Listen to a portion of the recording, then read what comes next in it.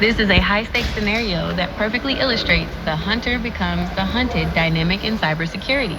Below is a professional, high-energy script designed for a tech-savvy YouTube audience.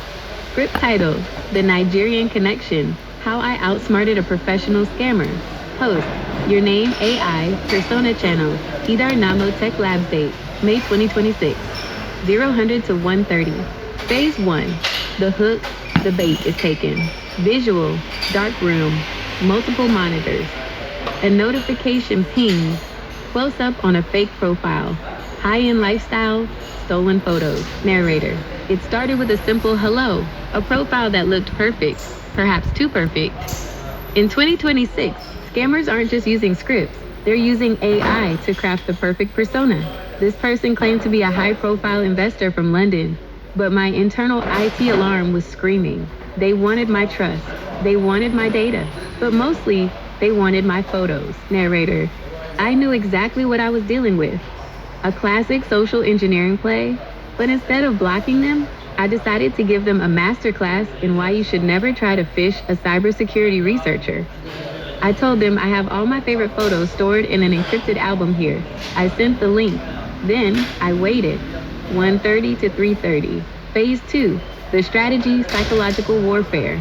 Visual diagram showing the difference between a static image file and a tracking link. Narrator. Now why send a link instead of a file? If I send a JPEG, I give him my metadata. If I send a tracking link, I take his. In the world of cybersecurity, we call this a canary token strategy. By masking a tracking pixel behind a standard URL shortener, I created a digital tripwire. The psychology is simple. Curiosity is the ultimate exploit. A scammer's greed often overrides their technical caution. They expect a victim to be scared. They don't expect a victim to be an engineer. 3:30 to 5:30.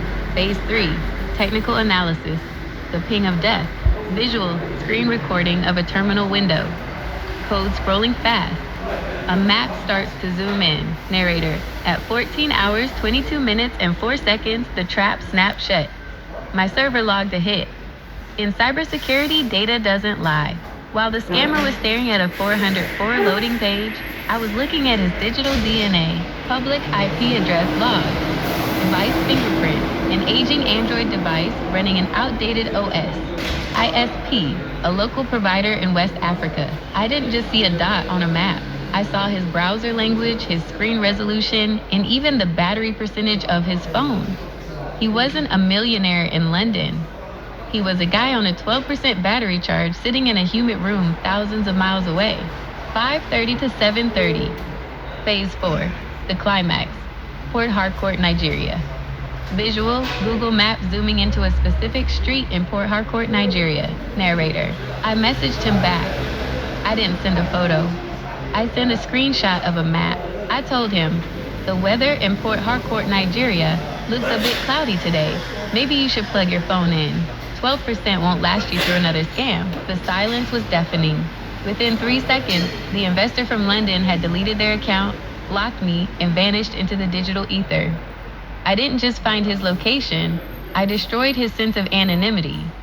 In the world of cybercrime, anonymity is their only armor. Once that's gone, they are powerless. 7:30 to 9:30. Phase 5. Education and defense. Spotting the fake. Visual split screen showing real profile vs scammer profile features. Narrator. This was a win for me, but thousands fall for this every day. Here's how you stay safe. 1. Reverse image search. Most scammers use stolen photos of minor celebrities or influencers. 2. Check the timeline. Fake accounts are often created recently and have a sudden burst of activity. 3. The link rule. Never ever click a link from someone you haven't met in person, especially if they are pressuring you with an emotional emergency or a secret offer. 9:30 to 10 o'clock. Phase 6. Disclaimer and outro. Visual, professional ID badge, serious facial expression. Narrator. A quick word of caution.